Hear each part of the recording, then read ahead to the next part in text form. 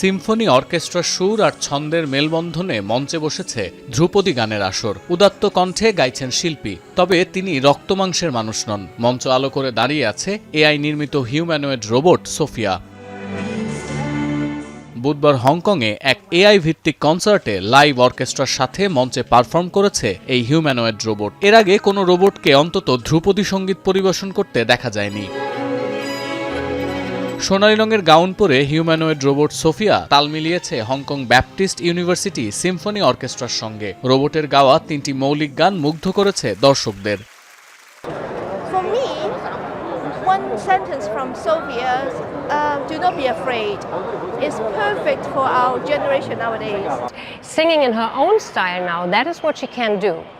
But singing in a classical style without losing her spark, that was intense. 2016 সালে মানুষের মতো দেখতে এই রোবট সোফিয়াকে সামনে আনে হংকং ভিত্তিক হ্যানসন রোবোটিক্স। মানুষের মতো অভিব্যক্তি দেখিয়ে জিমি ফ্যালনের দ্য টুনাইট শোতে গান গেয়ে বিশ্বজুড়ে খ্যাতি পায় সোফিয়া। তবে লাইভ অর্কেস্ট্রার সাথে রোবটটির পারফরমেন্স এবারই প্রথম।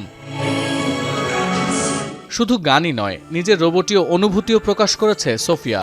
সঙ্গীতের মাধ্যমে মানুষ এবং যন্ত্রের মধ্যকার দূরত্ব কমিয়ে আনতে চায় সে। এআই দিয়ে বানানো রোবটটিকে দিয়ে আরও বলানো হয়েছে শিল্পের মাধ্যমে মানব অভিজ্ঞতার অংশ হতে চায় যন্ত্রটি। কনসার্টে AI generated animation, motion capture system ছাড়াও ছিল মানুষ ও রোবটের যৌথ পারফরমেন্স।